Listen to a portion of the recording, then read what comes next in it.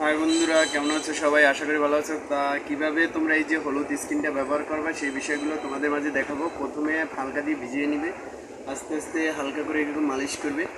দেখা যাবে যে অনেক সুন্দর গ্লো আসবে। এগুলো অনেকক্ষণ এরকমই করে মাসাজ করে অনেক সুন্দর গ্লো একটা আসবে। দেখতেও আমাদের কিলোমিটার লাগবে যদি এটা ব্যবহার করো। সবসময় এগুলো ইউজ করবে, বুঝছো? এগুলো সুন্দর করে এরকম ইউজ করলে আশা করি অনেক ভিডিওটা ভালো লাগবে, তোমরা ব্যবহার করে দেখতে পারো।